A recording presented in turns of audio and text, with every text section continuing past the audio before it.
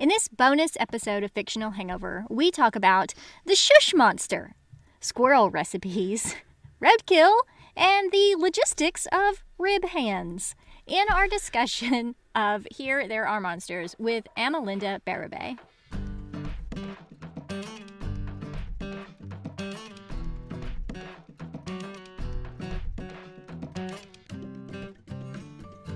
Hey everybody, welcome to Fictional Hangover, a podcast about young adult and new adult books, series, authors, and voice actors that is full of spoilers. I'm Amanda. And I'm Claire, and today we're going to talk to Amelinda Bérubé, author of Here There Are Monsters. Enjoy, because that's so good! It is so good, she's amazing. Would you rather be taken by robots or monsters? Monsters, because then the monster can be a vampire? No, I'm talking about creepy bone monsters here. Okay, monsters, but as long as it's a shush monster. The shush monster is my favorite monster. And then he just ambles back into the woods. Anyway, sorry that...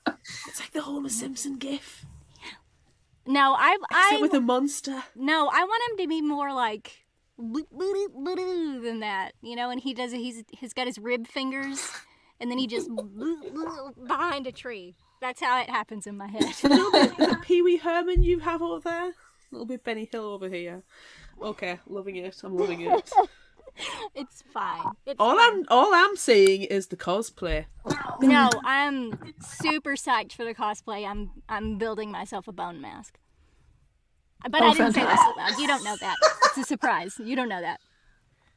I wish I could send Scully Joe over as the ribcage hand for you. Oh, that would be great. Yeah. Oh wow. I'm thinking thermoplastic antler fingers as well. Ooh. Well, I think Just depends on how much time I have. see, like that actually came from a photo, and I think what they were doing was just holding antlers in their hands, and they had sort of like a, and they pulled like some fabric over the hands, so you're holding the antler with a fabric hand, like so. So it looked Hand sticking out of a sleeve. Yeah. It looked like this thing had If antlers for hands. I can find some antlers somewhere, I'll do You've got some. You've got. Well, no, they're attached, aren't they? I mean, you could just buy them as like dog toys. That's right. They like oh literally man, I'm sell going them to for a pet dogs store. to chew on. So Yep. And then if you don't know any dogs, you do know dogs. I do know dogs. You've got I dogs in your have- family, and then give yeah. the dogs the antler bones to chew on. Yeah. And it will only be a little bit awkward, and that's fine. So It's anyway, not awkward at all. It's fine. It works. It works. it does work. Anywho, is it time for Would You Rather? It is. It's time. It's time, Amanda. Yay, Pew, pew, pew, pew, pew. Would And you rather? the best part about Would You Rather today is that we are joined by the author Shush of Monster. this. The Shush Monster, yes. We are joined by the author of this wonderfully, deliciously gross and terrible and fantastic book, Amelinda Bérubé. Yay! oh, thank you guys. Thanks for joining us. Thanks Hello. so much. Hi. This is so exciting. I'm It psyched is. to Oh, be it's here, so exciting. Yeah. Oh, I love it. I love it so much. I love this book. Oh, thank you. Maybe too much. I'm so delighted to hear that. You must have read it at least 3 times. Yes. Yeah, I did. But there's nothing wrong with that. It's fine. So, I think we should play Would You Rather. Okay, so we asked on social media, would you rather have antler hands or ribcage hands? And on Facebook, it was resoundingly 100% antlers. On Instagram, 80% antlers. On Twitter, it was antlers at 90%. And on TikTok, antlers with 55%. Everybody wants antler hands, but that's because nobody knows the shush monster with his ribcage fingers. Haven't yet come to appreciate the shush monster. I feel like we're slightly obsessed over the shush monster, and I'm fine with that. I get hooked onto things. We latch. It is a thing. We do. God, I love that guy. It's a trademark. I love Anywho. all of them. Let's see what everybody else is saying. Dakota on Facebook says, antlers, I could pick multiple things up with them at the same time. Plus, I think antlers would be stronger than rib bones. Oh, fair point. That's a good answer. Colin on Facebook says, ooh, antler hands, please. I'll be the most popular guy around because I'll be able to give really good back scratches and be able to hang loads of stuff on them when the wife goes shopping. I like to be helpful. Amazing. Steffi Creations on Instagram said, deaf antlers. I feel like they would be more useful, like giant forks for hands versus, holy vessel. Giant forks for hands. I love it. We've all seen that horror movie. Bree Tart on Instagram said antlers. It's a lot easier to clean if something, like the body parts of my victims, got stuck on them. Ribs have too many small gaps you'd have to squeeze something into. Excellent point. She's making goo. Criddle Lefroy on Instagram said, well, they're both creepy as sometimes the only appropriate word is fuck, but I guess antlers because they seem more conducive to being hands. It's excellent. I'm glad she got in one of our trademark sayings there. Sometimes the only appropriate word is fuck. And you too can have it on a t-shirt at our Redbubble shop. Yes, you can. In a cross-stitch pattern. I also shared this at the library on our board in the break room, and everybody there said antlers too. Antlers, I feel like they're more hand-like.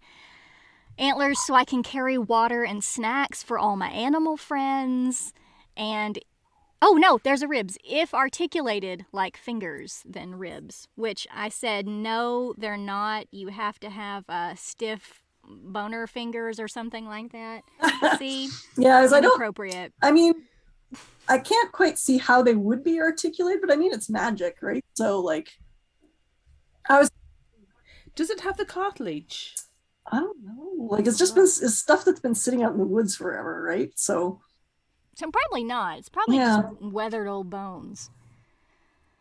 Yeah. I literally, for a week now, for over a week since we discussed this question, been looking at my hands and then been like trying to make them into like either ribcage style or antler style and going, what would be better? See, like I have to go. I have to go with ribs personally because like you can type with that sort of maybe. Yeah, they are antlers. Claw shaped. Yeah. They all go the same way. Yeah, I mean, like, articulated would definitely be the more useful. Oh, really? Do you know where I think people might be getting hung up with the ribs? Actually thinking of it as a whole rib cage. Like an encased vessel. Or like human ribs, or big giant animal ribs. Not like a rabbit or something. Something small. You don't want a mouse one though, because that's just ridiculous. I don't know what you'd be able You'd to do have with comically that. small hands. That wouldn't be good. I mean, if you could have one for each finger, then that would be fine. Yes. I don't know, but how are they attached? Or do you have like wires putting them together? You could. Yeah, like it's sort of a combination, I think, of like, because like Sky used Sky used. Oh, I love him. Yeah, this is Bingley, by the way. Bingley. Oh, yeah. I love him. He needs to be friends with my cats, but they're out sleeping on the bed right now. I have Bee and Gozer, and they're both orange boys too. Yeah, cat friends. This one's a chaos cat, but I love him. Goes with our chaos dog. And I've lost the track of what I was saying. Ribs. Yeah, the way how you build wires. Like monster structure. I think like they start out connected with wire or whatever, but I think it's the magic that's holding them together when they're like shambling around and stuff.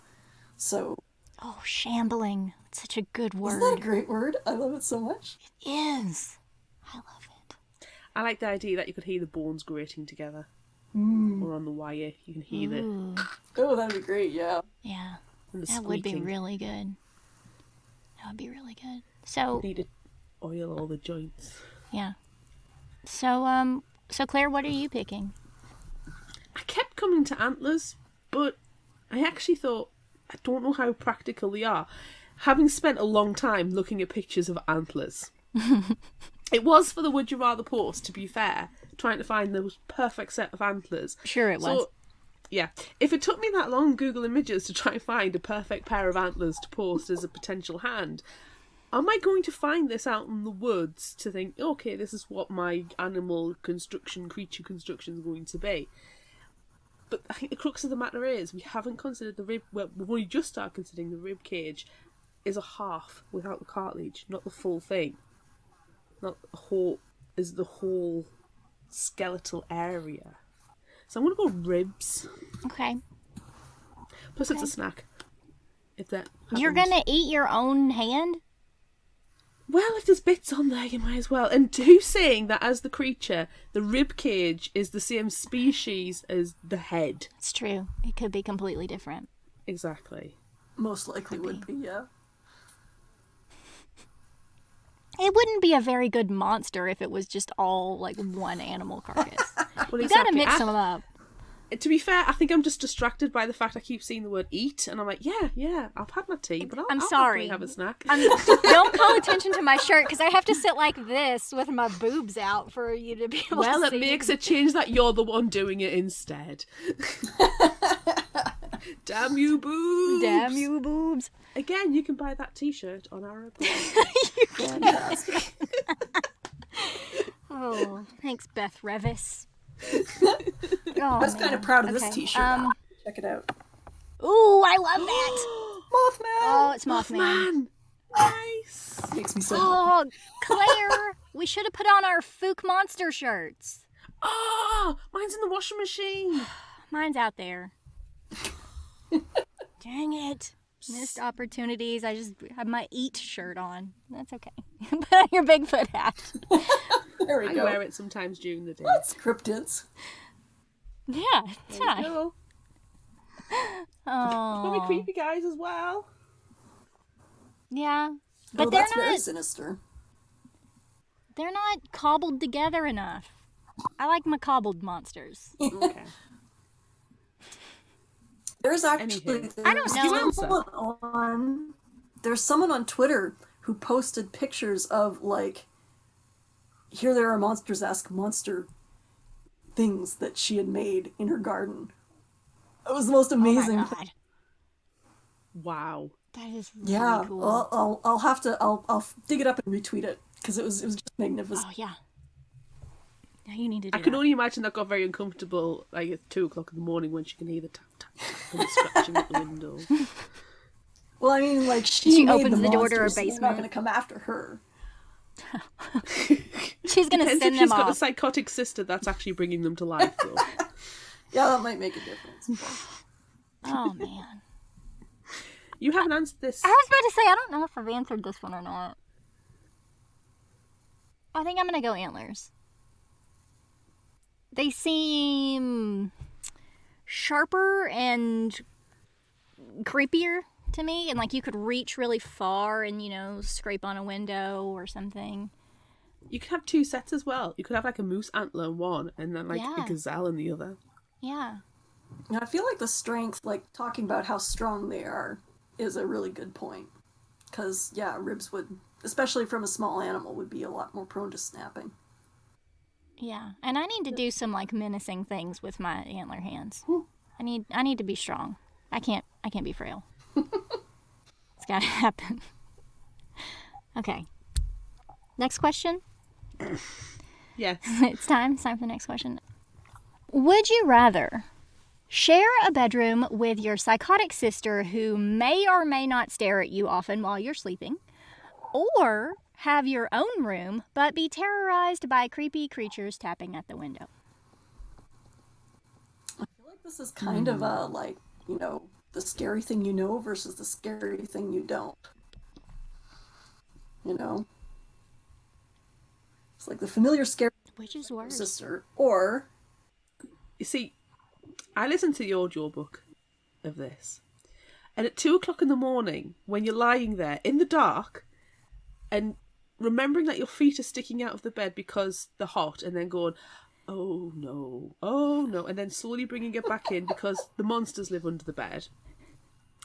And then Sky moves down into the basement and the entire time you're going, you don't have curtains, love. Someone's going to tap at the window. And going, they're going to tap. It's going to tap. Something's going to tap. And then it taps and going, oh, shit. Oh, no, do not like. Go. Don't go outside.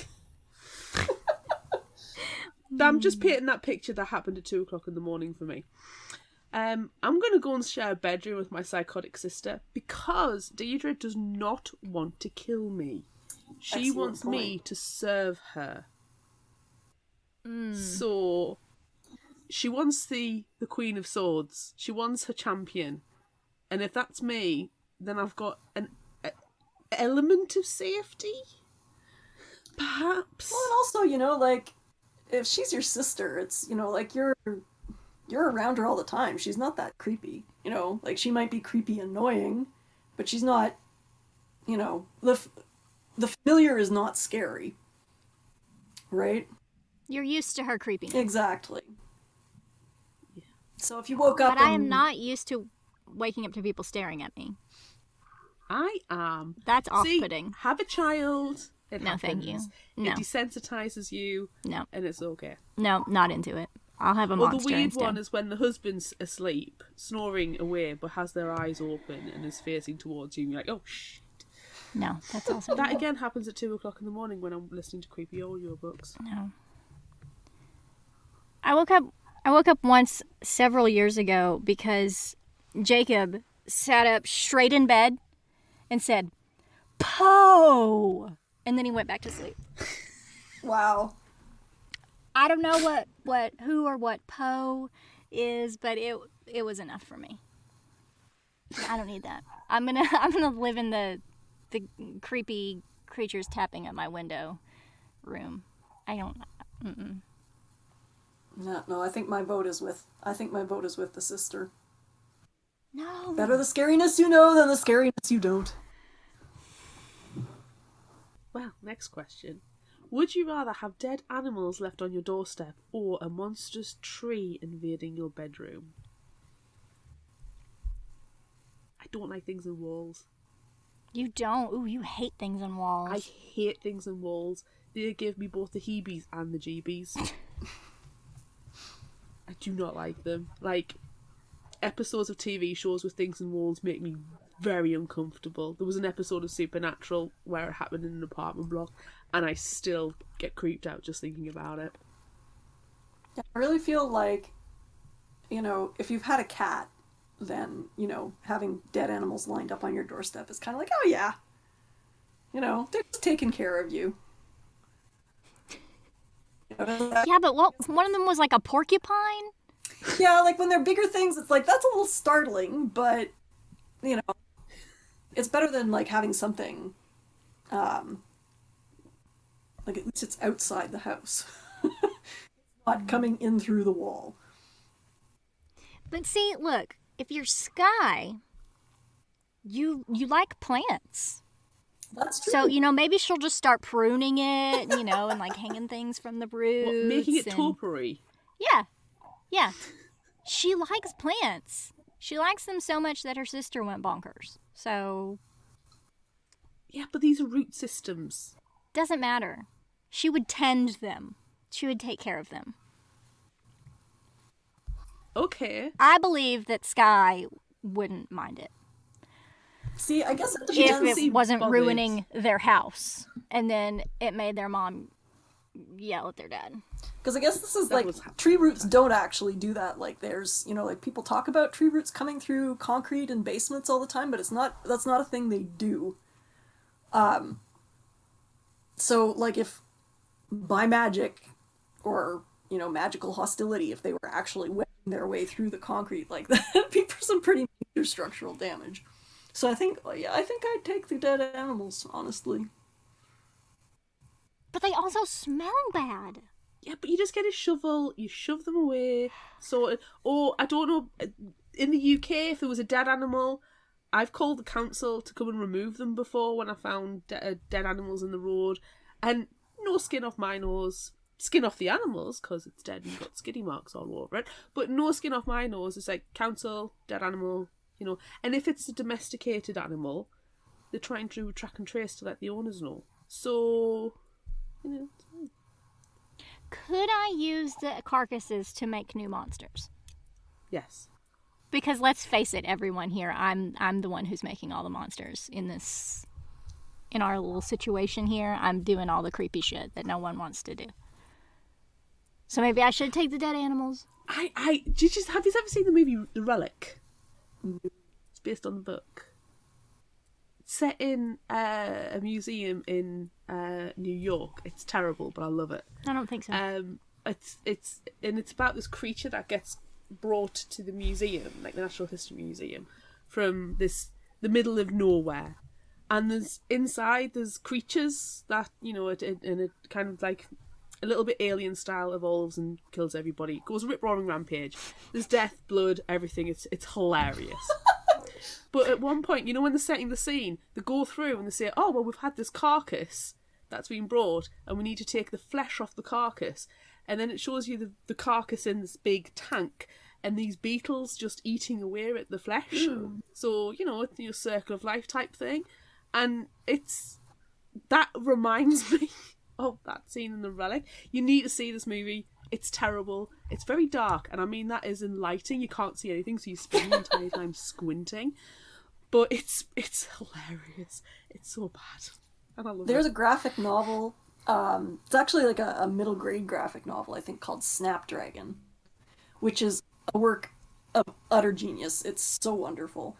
And there is a character in there who takes roadkill and buries it, and then once it's decayed and is skeletonized, they take the bones and make not monster sculptures, but they make they put them back together, so you have a model skeleton of a human or whatever, which is this is sort of the way this story is that it's just super weird and totally unapologetic about it. It's glorious. So yeah, you could make monsters out of you with your roadkill, just bury them, and after a while, lots of materials. Maybe Isn't it a thing in America as well to have roadkill cafes? It's a thing. I don't. Oh, my stereotyping again. Sorry. I'm pretty sure. Back to the barbecue. I'm pretty sure you're stereotyping me as an Arkansan. We're gonna get him some of them squirrels off the side of the road. Yeah, but now you're stereotyping yourself. I think, I'm though, just doing a callback to barbecue. Around here, I think I remember people saying that it is legal if you run into a deer with your car and you kill it, you can take it home and have it for meat. I'm pretty sure that's a thing here as well. Yeah. Don't think anyone, has cafes on that basis, but... Look, I'm pretty sure at least I'm Googling it. I'm pretty sure at least half of my family on both sides has eaten squirrel or other things. That's what you get when you grow up in Arkansas. You know the joy of cooking? The big fat classic cookbook? Yeah. If you look in there, there is literally a recipe for squirrel. I'm pretty sure I have that. I'm going. It tells you how to cook I'm going squirrel. to take a note. I am taking a note to look for the squirrel recipe. They don't recommend it. There are so many. They don't recommend it. Well, this is a really shitty recipe. Well, don't do it. I guess it's not very tasty. But here's really how. not. Here's how. If you really wanna. Goat is nice. Awful. Okay, now you I can have kill a goat and eat its meat, and a Caribbean curry is absolutely phenomenal. And then you can use the bones, because they'll have antlers as well. I do. Okay, well now I have a weird note on my phone that says look for squirrel recipe, so... Our mission here is This is complete. where you need to come back to it in about 3 days' time and go, What the hell is this? Why am I cooking up squirrel? Okay. Are we moving on to the next question now? please. All right. Would you rather have to non-lethally shoot your overbearing father with an arrow, or beat up and embarrass Kevin, which kind of makes people think that you're crazy? I think this is kind of a no-brainer, this one. Let's beat up Kevin. Come on. Let's everybody beat up Kevin. I mean, come on. Can we just like make him run down our open hands in like a slap line? Just to speed things up. For some reason, when you were doing this, it made me think of like a spanking machine. I'm gonna knock you. Like Kevin in the spanking machine. Yeah. Yeah. Yeah, I would be afraid that my overbearing father would then take things too far and like retaliate. That dad seemed scary because he was like so nice, but then like he was always like putting William down. I don't know. I didn't get a good vibe. I didn't get a good vibe from any adults in this. I didn't get a good vibe from anyone. Anyone. Oh, and you just love to hate them all. Oh, yeah. man. I did not feel sympathy or empathy for any of them. I was like, please be eaten by the monsters. Please. Yeah, but we always want gruesome and terrible things to happen in every book that we read, so... Yes, we do. Thinking about this question, the overbearing father, how old's William? Is he a senior at high school? Or... I think I said Sky was 16, which makes them like the year before senior. I don't... Yeah. Okay, so effectively he's got a couple of years before he can graduate high school and then go to college or get a job, whatever. So it sounds awful, but his dad wasn't beating the shit out of him all the time. He was overbearing. That we know of. That we know of. But if you can put up with it for another year and a half, then you can be free. Then you shoot him as you're leaving the house. Yes, in some kind of like drop mic dramatic exit style, with some really good heavy metal rock playing in the background, preferably. Yes. If he is beating the snot out of you, then that's a totally different kettle of fish. You know, I don't know, so I'm going to presume no at this point. Okay. So I would put up with that for a little bit longer, because then I'm free and I never have to see the guy again. Whereas Kevin, oh god, I just want to beat the shit out of him. But he tried to undouchebag himself at the end. I say. See, this is the thing, is that I'm not sure he is undouchebagging himself. He's just being self-conscious about it. Like, he's saying, okay, I know I'm a douchebag. You know? Which is a different thing than saying, I'm not going to do this anymore. Right. So, you know, at least Scott... He's a self-aware douchebag. Yeah, he's acknowledging his own limitations, and which there are many limitations. He has not received any personal growth. None of the characters have received any personal growth. They have learned zero lessons. No. William walked away at the end. If he had been his he learned self-preservation. If he had learned his same, you know, or kept his same, like, wiener baggeriness, he would have, like, been kind to Sky at the end. But he's like, you know what? You tried to murder me, so I'm leaving. It didn't come across as that way to me. It came across as a really loud yelp and a runaway backwards whilst he's peeing his pants. That's the way it came across for me. You know, she's properly traumatized him. William seeing Sky as a trigger, and he went out in the opposite direction, which is fine. But I don't consider that personal growth. I consider that self-preservation. I don't know. Just the fact that he didn't want anything to do with her, I think, is growth. I mean, to be fair, would you want anything to do with her after what he's gone through? No, and I'm really, frankly, surprised that they didn't all then tell on her for, I swear to God, drowning and killing Tyler. Tyler's dead. Tyler's dead in my mind. He is dead. I'll tell you what's dead about Tyler. His Olympic dreams. Oh, there we go. No, he's dead. I'm sorry, everyone. I'm sorry, Amelinda. He's dead. See, like... He's dead. And all of... I would have loved to kill Tyler. You did. He's dead. Killed Tyler off, but, like, I couldn't do anything that would actually, you know, get the police involved. So he had to be, like, you know, intimidated into shutting up and Yeah. very traumatized, but not dead. Because if he was dead, No, then see, in my mind, questions. no, he's dead. He's dead, and that's why they had to move across the country. That's why. I can accept this headcanon. He's dead. Thank you. He's dead. and the whole like, yeah, he can't even get in a swimming pool anymore, and he's her protector now. Yeah, it's because everyone's fucking terrified that you're gonna kill someone else.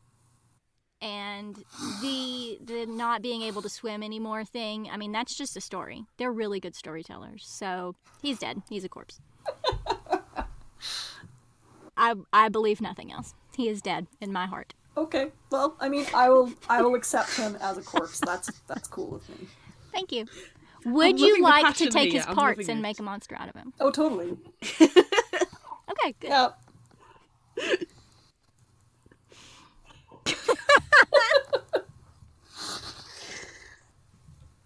What if it wasn't Sky that killed him? What if she just did do the terrorizing him? What if it was Deidre as the left? She finally just went, right, okay, that's it, and snap, you're gone. I'd be okay with that. Did something magical to him? I mean, he's dead. He's dead. He is dead.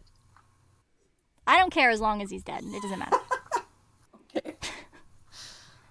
And I'm wearing his skull as a hat. Yeah, I think Deidre to that. Done.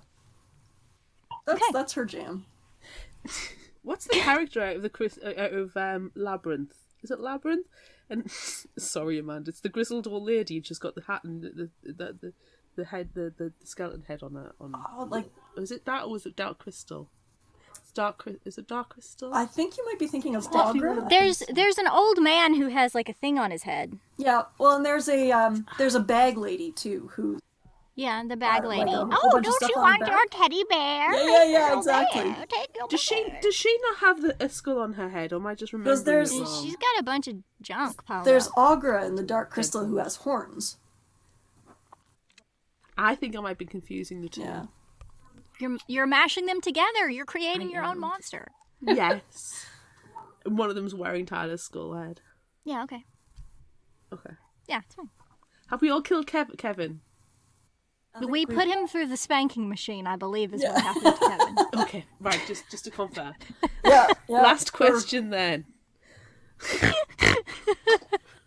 Last question. Would you rather rescue Deidre or William? I mean, like, William's kind of the better human being in all this, but I mean, like... Yeah,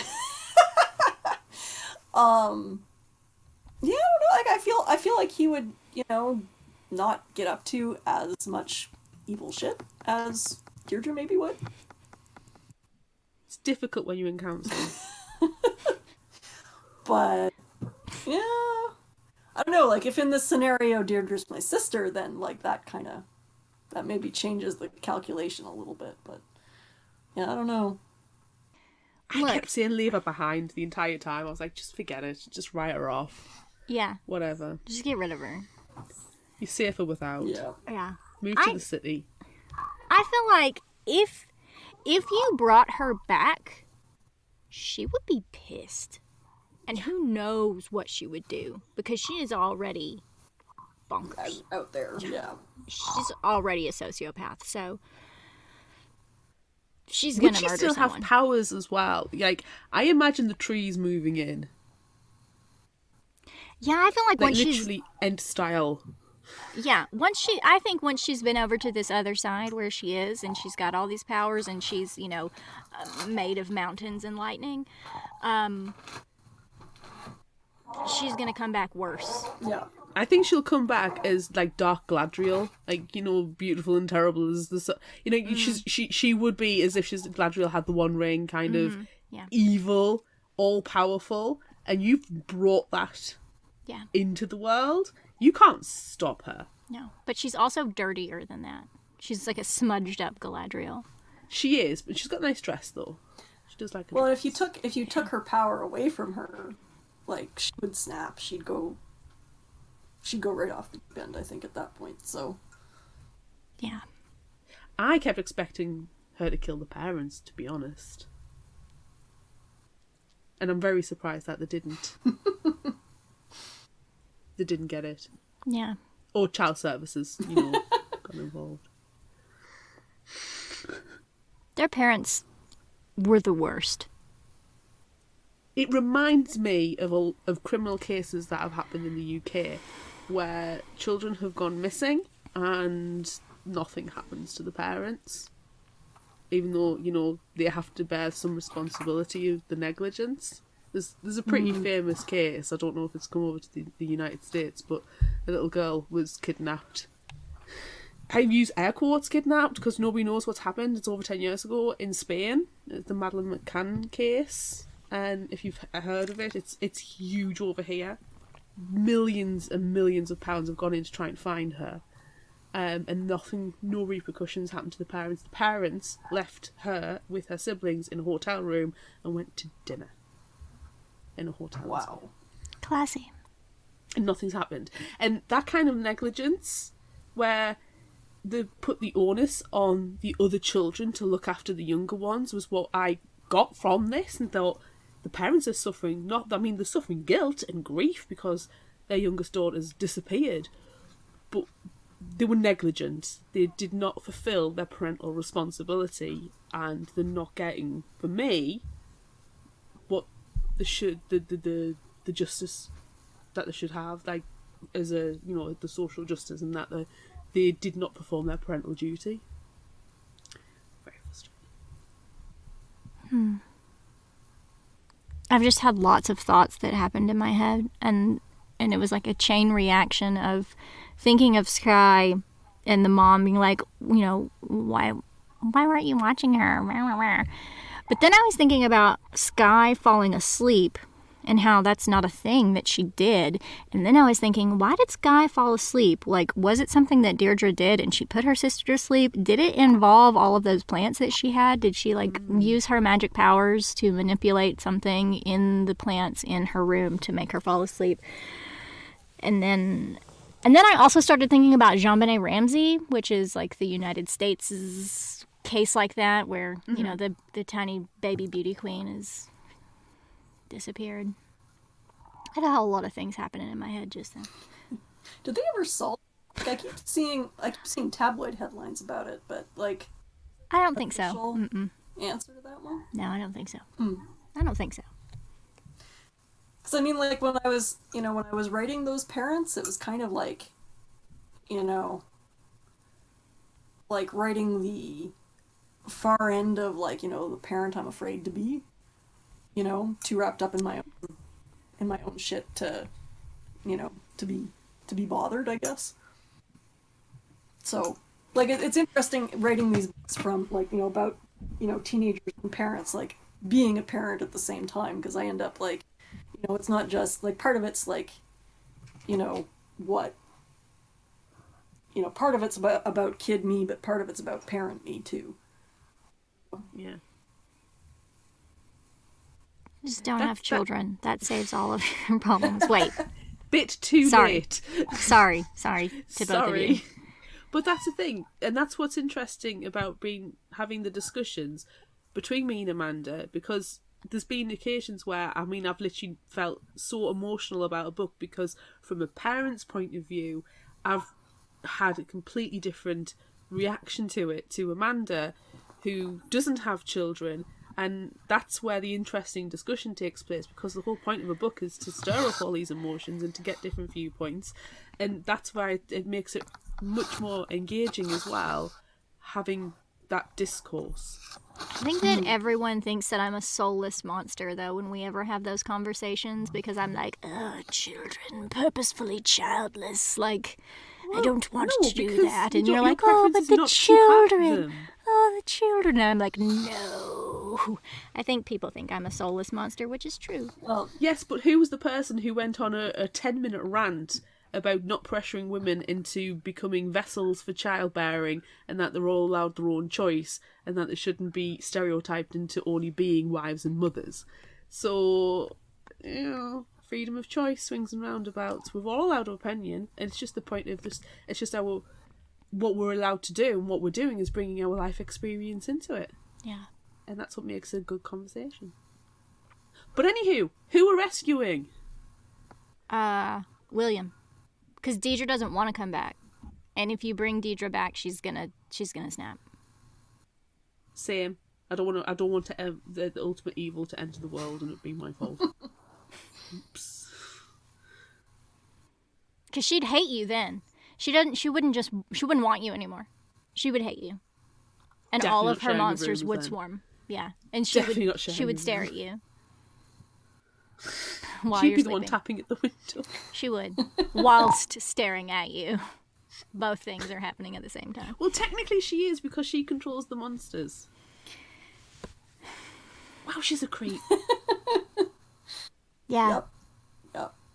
Yeah, she's terrible, and I kind of love her, but I hate her at the same time. Yeah. Yay. Yeah. All right, that's the end of Would You Rather, right? Yes. So now we have to move on and talk about other things. But oh man, that was a good game of Would You Rather. I think that's my most favorite that we've had. Those were lately. awesome questions.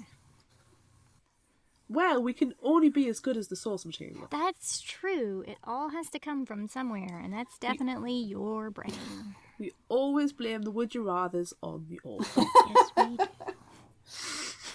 We do not bear any responsibility. We do sometimes cobble things together in even more terrible and excruciating ways, though. So, Fine. but we do have to borrow it. It's not ours. We just make it worse. It's like building Manipulation. monsters. Yes. Yes. Yes! Yeah. Okay. So, other questions that are not Would You Rather. There was a lot of zombie apocalypse talk in this book, so we need to know, what's your zombie apocalypse skill? Why are we keeping you around? I mean, I can friggin' slow, it hardly counts. Like if you had to clothe yourself by knitting in the zombie apocalypse, you'd be screwed. And like, yeah, like I like to garden, but I don't have any particular skill at it. Like if you threw me into the zombie, a packet of seeds, I don't think I could feed myself. Like I shot a longbow a few times, but yeah, probably without zombie apocalypse skills.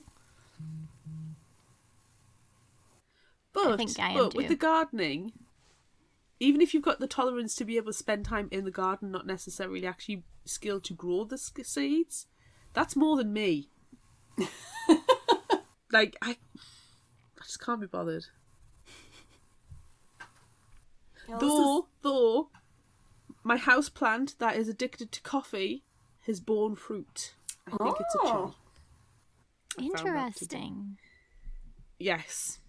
It gets sad when I don't feed it coffee. So my two houseplants are now addicted to coffee. I now have a chili. Thank you very much. But I'm not a zombie apocalypse gardener. I just couldn't be bothered. that motivates me to garden Yeah, in the I first don't place, which is just not a zombie apocalypse thing. So Good for the bees, though. yeah, They need the bees for the pollination. yeah, I would. And the one all time bees, but I wouldn't know how to keep bees. Beekeeping could be a skill, but I watch YouTube videos on beekeeping. I don't have any idea. Do we have YouTube in the zombie apocalypse? I feel like this is a very important question. I mean, being the Probably zombie not. apocalypse, I don't think so. We wouldn't have any power. You wouldn't have I feel like that's what the zombie apocalypse is all about. Is anxiety about all of our infrastructure. All of our conveniences and all of our, sort of the not just a scramble for survival. That whole genre is about what happens when you take that away. I think my main skill would be food. As food. I would be the food. I don't run. I don't have any zombie skills, and we've discussed with other authors, other zombie apocalypse things, that I would just die immediately on account of the diabetes. So I would be, you know, you could shove me up against a door or something to keep people from coming, or to keep zombies from coming after you, or, you know, eat me if you needed to, but I'm not gonna make it. I've got 6 months tops. Not gonna. Then we're gonna put the grenade in your hand, and then Yeah. you can be like, "Come at me! Come on!" Yeah. Insert zombie name of your choice. Yeah, I'm gonna valiantly I can cook. sacrifice myself I know how for to the cook. grenade that we have for whatever reason. The one grenade that's left. Yeah. Yeah. Did many people have zombie apocalypse skills? Or was it just like survivalists on Discovery Channel? Like cook fire. Like there's probably a lot of camping that would help you out. You know. Yeah. I'm going to my friend Padge's house. He knows how to do all of that. He's got licenses to do this type of stuff as well. So, yeah, I'm going to go to his house. And I'll do the cooking for him. You know, I could probably camouflage us. I have those skills. You have the Peter skill? I have the PETA skill. Yeah, I'm gonna Hunger Games paint myself PETA into skill? the mud whilst Right. Also I forgot decorating about a this cake. thing there. Yeah. yeah. The most ridiculous thing in the entire series. Rock. Because I'm a baker. PETA. I don't know if I want PETA skills, but no, that would be my skill. I could camouflage us. I don't know how good it would do, and then I would just waste away with the diabetes with the grenade. But we would Anybody all else have watch really Amanda? nice makeup. Or I think so. I wasn't something sure going if on. like I was. Okay. Oh, you just faded out there for a second, Amanda. What did you say? What? Your internet is breaking up, Yes, it is. so we Yes. didn't catch what you said. It's not important. That's fine. I'm tickling your nose with my mouse now. Thank you. Yeah, it keeps popping up saying my connection is unstable. I'm like, I have really fast internet. Why are you being stupid? That's just a Zoom thing. It's always my very internet weird. that goes bad. Yeah. But everything I said was not important. It was probably about PETA and making cakes and being covered in mud or something. I don't know. It doesn't matter. Oh, dear me. Speaking of zombies, what's your favourite zombie movie then? Well, the two that I mentioned in the book, I was a big fan of Shaun of the Dead and Pride and Prejudice and Zombies. I was not expecting to like Pride and Prejudice and Zombies as much as I did. Shockingly well. So I haven't read the book of Pride and Prejudice and Zombies, and I do not recommend the book. I recommend the graphic novel. oh my god, amazing. The graphic novel is much better than what the book has been. So As my husband read, he read the Pride and Prejudice and Zombies book, and he was like, this is making me want to read Pride and Prejudice. So he put the zombie book down and went and read Pride and Prejudice, and he didn't finish it. So, finished the zombie version. But I really enjoyed the movie. And the other one that I really was struck by was 28 Days Later. I don't know if... Even scarier. I don't like fast zombies. Oh, fast zombies are bad. We really don't like fast zombies. World War Z, you've got some really fast zombies, and I haven't seen that. No. Have you not? No, maybe... I was really excited to see it just because some of it was filmed in places I've been, because it was like in Scotland. I was like, oh, I get to spot the place I know. But yeah, it's actually... It's not great, but it's fun. Like, it's a zombie action movie with Brad Pitt. I mean, but yeah, you'll probably enjoy that one because it's just ridiculous. But I secretly love? No, I'm proud of it. I love Pride and Prejudice and Zombies, but I absolutely adore Pride and Prejudice. I have many copies on the shelf. And if you're going to throw zombies at it and then make Lizzie Bennet an absolute badass with a sword, hell yeah, Well, I'm all and the over whole that. proposal scene happening over a duel was, yes, please. That's how you propose to people in a sword fight. Yes, I absolutely adore it, yeah. Shaun of the Dead, though, is iconic. It really is. Absolutely iconic. It's one of my favorites. I think I like Hot Fuzz more than I like Shaun of the Dead, if we're talking about those movies, but Shaun of the Dead is really fantastic. Though. I've probably watched Hot Fuzz more. But not World's End. I can't get away with it. Like, is the last of the Cornetto trilogy. I'm so upset by it. Yeah, it just made me sad. It fell flat. It was fine, and then something happened, like, in the third act, and I was like, no. But we quote Hot Fuzz all the time in my house, so... As you should. I like that one. Remember, clearly is the opening where he's just going about his day and not noticing that everyone's zombies. He's like, yeah, I can relate. It's like eating the ice cream, walking across the street. Oh, do you know what though? That's so relatable. That's like just going to the corner shop and getting an ice cream, and then walking back. It's like there used to be a sweet shop that reminded me right around the corner from where I grew up. It was called Dick's, and it was always like, right, I'm going to the sweet shop. Do you want anything? I get some chocolate lick or something, and you just nip round the corner, and it was exactly like that. You kind of had your own little zone, and it was just, that's the thing, it's too relatable, scarily relatable. I noticed nobody's mentioned the Resident Evil movies as zombie movies. Yeah, I'm not a Resident Evil girl. I'm a Silent Hill girl. Yeah. I don't care for really either of the movies, but I'm a player of Resident Evil. Yeah, it's definitely one where the games are better than the movies. I like Zombieland for a bit of zombie fun. Yeah, Zombieland's okay.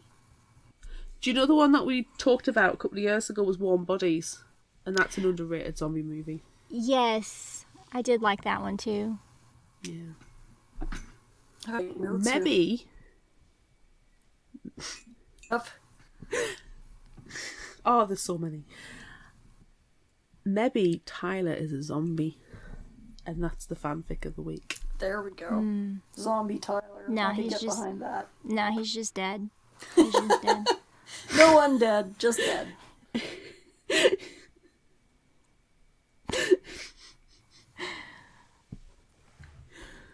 Oh. This is a TV show as opposed to a movie, but like I had to break up with The Walking Dead. When did you break up with it? Because it might be I had to have a breakup as well. Me too. I got through I think I was just starting season 3, like when I she was about to have a baby. And then spoiler that said I don't think I get the show with a baby in it. I don't think I can cope with that. And that was kind of the end of it for me. Like, the plotline with the 12-year-old was like, that was bad enough. I lasted a bit longer. I can't remember what season it was, but spoilers if you haven't seen it. It was when Carl got bitten, and it was as the settlement that they were in. There was a rip-roaring rampage of the zombies were let in, but also Supernatural Daddy Jeffrey D. Morgan's character in Walking Dead. Negan, thank you. When they came in, and then Carl basically saved everybody, but he got bit, and then it's in the sewers, and he's going to turn into a zombie, and it pans away from the sewer, and you just see the sewer grate there, and everybody's hiding in the sewers under the settlement, and it pans out, and I just turned to my husband and I went, I don't care that Carl is going to get turned into a zombie. In fact, I'm quite happy for that. I'm stepping away now. Because at this point, his character was so freaking annoying. I was like, you need to go. You need to go. and that was my breaking point. I can't watch it past there, so I have no idea what's going on. I don't know. I hope Carol's still alive, because Carol was the queen of badass, and Marchand, honestly, as long as those two are still going, I'm fine. When did you break up, Amanda? Did you call them and tell I think everyone, or earlier did I in that text? same season that you were talking about.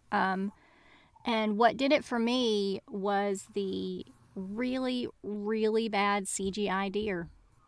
I was done. Yes. So That's so if you're cheap. not, everyone is not familiar with the CGI deer in That'll Walking break your Dead, suspension of please. disbelief. It was like it was drawn in with a crayon. It was terrible. Wow. So, yeah. How can you have realistic undead and then the deer look like a drawing a 3-year-old's done? I don't know. It was terrible. So that's when I was done. That's fair. That's fair. I think everybody seems to have had this breaking point with The Walking Dead where they're just like, it's not us, it's you now. Yeah. Yeah. Well, how many seasons has that gone on now for? Like, Too many. because I feel like, once you get Is it still going? like 8 seasons or whatever, like everybody's going to have broken up with it at some point by then.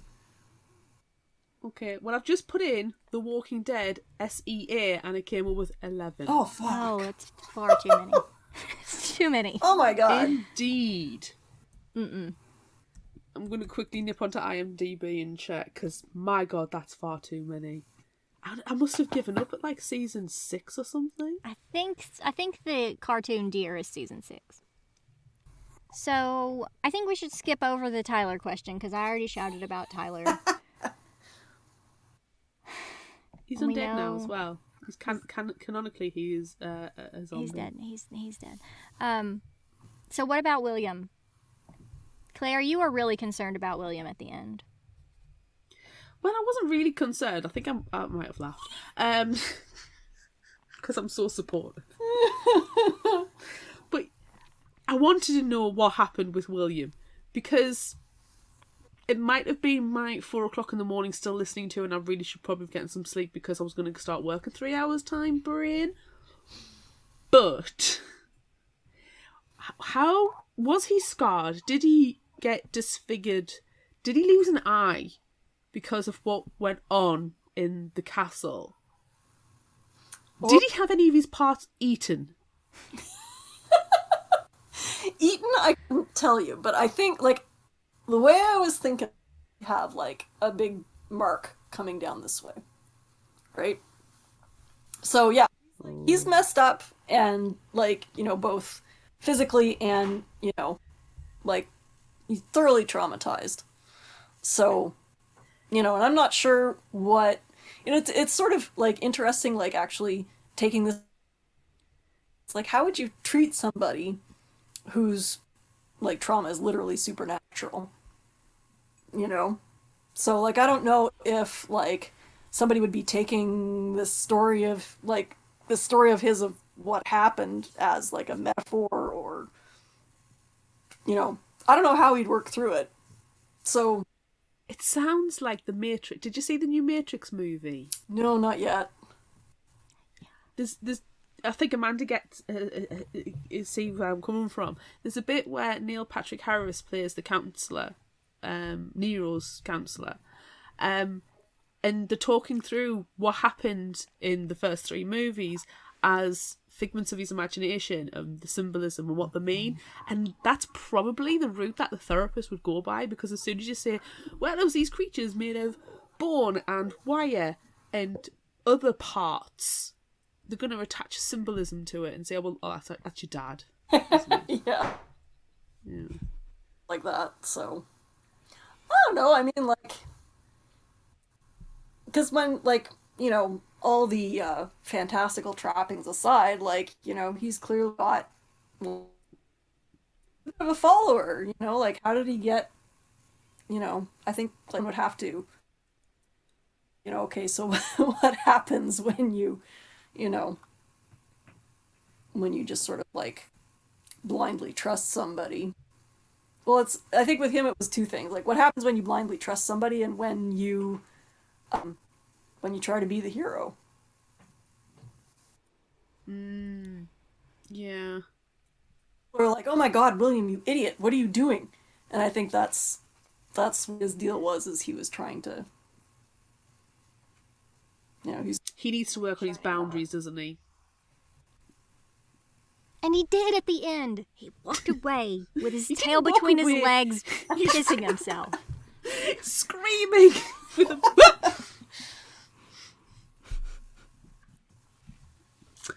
Oh, William. But you know what? Even after that, still a douche. I just couldn't get with the William, because it felt like he was having this hero complex. He was sacrificing himself, not for the greater good, but to try and get the girl, or just, self-image. It wasn't for any good reasons. So yeah, he needs some heavy medication and some years of therapy. Yeah. The medical bills are going to mount up. Well, he's in Canada, so he should be. Oh, well, he's fine. He's So- not down here with me. We have a National Health Service is great. I say this far often than I should. But yeah, it was like that's exactly it. Like he was trying to be a hero, and maybe not for the right reasons, and like, sort of doing a similar thing to what Sky was doing, in a way. Like, because this book is like all these terrible people trying to be heroes in their various ways. And not a one of them is good at it. Yep. No. And I mean, I'm not sure what, because I guess this is the thing that, like, you read about genuine heroes all the time, right? Like, those are the stories that people like to tell and that people like to hear, but it's, like, when you look at, world history, it's like, well, statistically, so, what does it look like when you're not the hero and you get thrown into this situation? It's probably a more realistic story to tell than the person who comes from nothing and rises to the occasion. It's so infrequent, as you say. As Loki says, people just want to be sheep. It's like, I think we're sort of trying to, like, when we tell ourselves that story, we're trying to, like, we're trying to give ourselves an instruction manual. Like, yes, here's how to, this is how you do right. This is what you're supposed to do in these, in these extreme situations. But I don't know that that comes naturally to most people. That you'd have to, I think you'd have to be exerting an awful lot of bravery and willpower. So Sky kept saying, she's my sister, she's my sister, she's my sister. So it's almost like she was sacrificing to get her sister back. Was that an honest trying to be selfless, or trying to be heroic for her sister? Or was that sense of obligation that it's her sister, so this is what she has to do, mixed with a certain amount of guilt and responsibility because of her douchebag parents blaming her for Deidre wandering off? Because I think with where Sky, is like, her heroism coming from? like, she's saying, forcing me to do this, somebody's making me do this, this is what I have to do. And I think in a lot of these situations, like, she could make a different choice, but that's not what she does, right? So I think a lot of it with her is just, like, she's making choices, she's not being, nobody's making her do it. Like, I think Yeah. trying to be the hero, I think it might be out of, like, wanting to redeem herself, and wanting to tell herself that she's not the person who, terrorized Tyler. Murdered him. Murdered him, you mean? Yes, murdered him. See, this is the thing. It's like, Deidre to me is a sociopath, and Sky is the psychopath. Because they have different social interactions. They're operating in the world in very different ways, but they're both capable of astoundingly terrifying things. Bloody parents! I feel like blame the everyone's- parents, you know. I always blame the parents. I feel like everyone's capable of, terrible and astounding things, but it's that, like, the choices that you make. Are you doing these things? Are you being terrible? Are you doing it? And no, hopefully you're not, which you probably can't hear any of that because my internet connection is so bad, but everyone listening will be able to hear because I'll edit it together and it'll make sense. So, do you mean how self-conscious she is about the decisions that she's making? Like, she consciously went after Tyler. She's consciously doing, the creature building and... Mm-hmm. Oh no, William, don't come over here. No. It's all your fault. Don't come over here, William. I mean, do, because I have to kill you to get my sister back. Yeah. No, I guess, like, it's, I don't know, I guess, like, we all tell ourselves stories about why we do things, right? Which is an idea I find really scary, so maybe that's why I'm, it's like no fear in the writer, no fear in the reader, right? But that's what you put in the story. That's what you put in with Deidre. And she's like, why did you do it? No. Be honest. No, be honest. Yeah. And, really having to use your antler claws to get in there to find the truth. Ooh, this is good. Well, it's just like people are big mysteries to themselves, like we don't know our own motivations, like we don't know our own hearts very well, and they can be dark and scary places. So I feel like we could easily open a huge can of maggoty worms here into the human psyche. Well, let's what's the there's this wonderful line from play, hell is other people. Oh, I like that. Yeah, right? Like, it's such a terrifying play. Like, that's, we've got all the horror we need, like, right here. That is terrifying. I love it and I hate it at the same time because of what it means. Like, I love that, but that's scary. Ooh. Yeah. Okay. Totally recommend reading that. It was like I saw it at the Stratford Festival, and by Stratford I mean like Stratford, Ontario. But they so they have like all these Shakespeare plays and whatever, but they also have like a whole bunch of other classic terrifying things. That 3 people in hell tormenting each other just because of who they are and who they think they are and who they don't want to admit they are, and like, I'm reading a review of it. Okay. I've opened a tab. I'm going to look into that one now. Okay, speaking of scary things, what's the scariest thing that's happened in the woods to you? Self-realization? Self-actualization's terrifying. The woods are also terrifying. They really are. Like, my family lived on this acre in this little spaghetti strip of conservation wetland, which was absolutely terrifying. And, it was impenetrable. Like, it was really difficult to explore because, like, the ground wasn't solid, and, that was the forest that we had there. We had missing, we had, you'd wake up with something screaming in the woods, or, like, this is super creepy.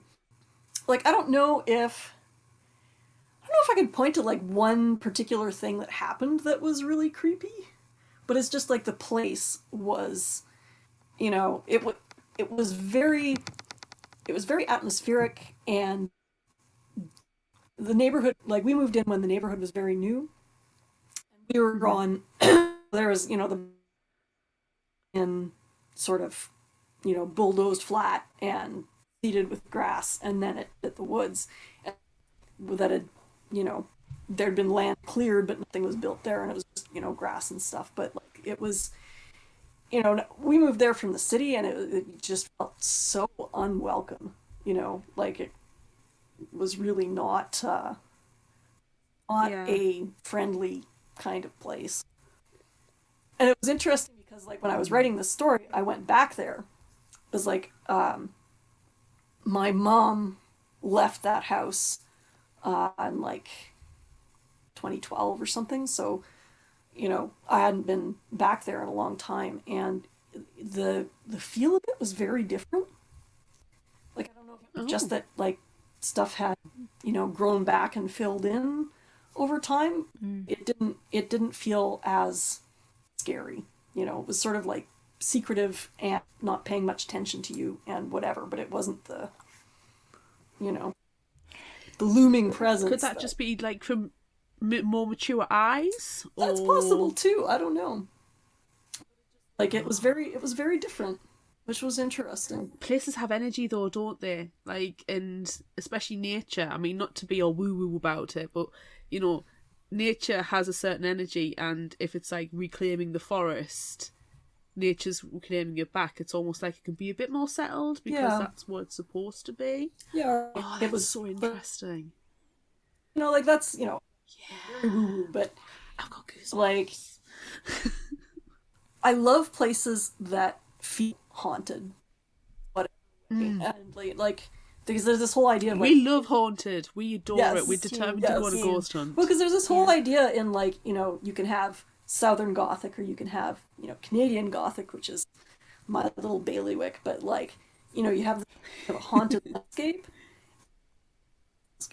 That was a hell haunted. Yeah. Oh, it's so... I love it. I love it. Have you read Dawn Kurtagut's books? That's what I'm getting. I'm getting And the Trees Crept In vibes right now. Yeah, I've gotten That's okay. I'm partway through that one, and I haven't read the whole thing yet.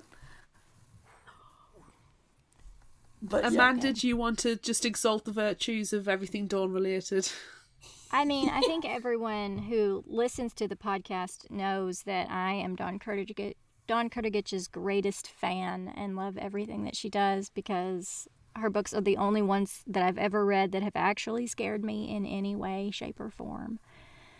So, yeah. And then the audiobooks produced by the amazingly talented Elise Green, who is my hero in life. Like, they're good stuff. So if you're reading her books, you should go back and listen to them after the fact, because whoa, you get much more. She's got enough going on in kind of like a multimedia oral kind of way that I can imagine that would, like, done properly. Works of art. Yeah, they really Works of audio art. Yeah, they're the best produced audiobooks I've ever heard. That's amazing. Like, Amanda set me up to say, you are going to enjoy this. Listen to it. And I did. And it was the 2 o'clock in the morning thing. The 3... It happened again. And I couldn't not listen. I had to finish listening. And I only wanted to listen to them in the dark. Because that was perfect. No. And yeah. Oh, that's the best feeling. Finish them, but then go back and listen to the audiobooks. Oh, yes. Anywho, I think we've probably kept you long enough. So, what have you got that's going on at the moment that you can brag about? Doesn't have to be book related, can be book related. Where can people find you on social medias or websites or in person, if we're allowed to do that anymore? Yeah. Well, I spend way too much time on Twitter, so that's the best place to find me. Just Google up it's very easy to find me there. Just search my name. And stuff that's exciting. Like, I've got a lot of projects in the works that I'm very excited about, but, like, pandemic times, I'm just, like, waiting for things to happen. So, but I have a project in the works about vampires that I'm share eventually. We love vampires. We have a vampire book club. We're obsessed with vampires. Yeah, well, and I came across this, like, really terrifying historical version of vampires, because, like, there was a whole thing about them in New England. I don't know if you guys have read about this. Like, there was an article from, I think, the Smithsonian magazine or something that was making the rounds, and that's sort of what got me going. Oh, I mainly know European history of vampires. Oh, it's so freaky, and I'm opening another tab. yeah. Look up the New England vampire panic, because like it's really interesting how this got, like, at the time it feels like it's all about like disease and contagion, and Oh my god. like, so it's almost like vampire at the time was sort of like, it feels like zombies have moved into that sort of that psychic slot now, and vampires have become something else that's more to do with sex. I'm getting Condara Blake, All These Bodies vibes from the skim I've just done on this article. Yeah. After this post has gone up, after the episode's gone up, I'll post this on our book club. We do have hashtag Vampire Book Club as well. We do. It's very We're important. currently doing the Suki Stackhouse books, but next year we have got like an ideally type thing in our head. So yeah, get a writing. Oh, Yeah, we need it. Fingers crossed, because like, yeah, I'm really enjoying this thing. Oh, wonderful. Well, Exciting. Amelinda, now that you're part of the Fictional Hangover family, we are going to cross-post you and publicise you and stalk you in all the right ways. Yes. And when this book is released, you have to come back, and this is a verbal contract, to come and talk all things vampires with us. Yes, please. Because Yeah. Oh, Amazing, from your you're lips to amazing. God's ears, like, may it be. Please. it has to happen. It has to happen. It's very exciting. Yeah. I need a pre-order link. Get it right. I know, we need it now. We like arcs. Trying.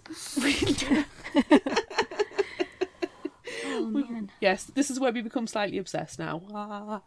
Yeah, well. Yeah, we're hooked. We're hooked. Give us your book about monsters and then tell us vampires are coming. We're fans for life. Oh, Don't think we'll be able Hooked. to. Well, thanks so much for joining us. well, thank you guys so like much Claire for said, having you are me. part of the family now. Yes. So great. I was All right, very psyched to do this. Oh, ridiculously excited. You have no idea how many messages I've had off Amanda since we knew we were going to talk to you, going, I'm so excited, and T minus, and it's like, I know!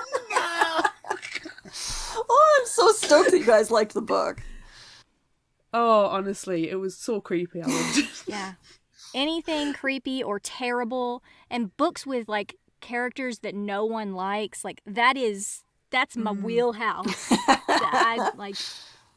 That is what I need. That is what I live for. So Yep. it's great. I don't need happy endings. I'm quite No. glad not to. We've said this I multiple love times. books you that don't have need happy them. endings. Yes. No. Well, I You got don't you. need people to like have happily ever afters, and the boy doesn't have to get the girl, and whatever. Yep. Give me a grisly death. Yes. If one day we'll read a book and the last sentence will be, and they all died. And they all died. The end. Yep. Wonderful. Thank you. Yes. you. Thanks. Well, thank you Thanks so guys. much. So that's it for this bonus episode of Fictional Hangover. I'm Amanda. And I'm Claire. Join us next time as we discuss Living Dead in Dallas by Charlene Harris. Be sure to join any of our Patreon tiers to watch our discussion of this book in time for Vampire Book Club on the last Tuesday of the month. Vampire Book Club! Look out for our Would You Rather polls on social media. Don't forget about our book club and monthly challenges on Facebook. Be sure to visit our shop on Redbubble at fictionalhangover.redbubble.com for all your favorite Fictional Hangover themed merchandise, and become a patron of ours on Patreon at patreon.com/fictionalhangover. Until next time, remember, the only cure for a fictional hangover is another book.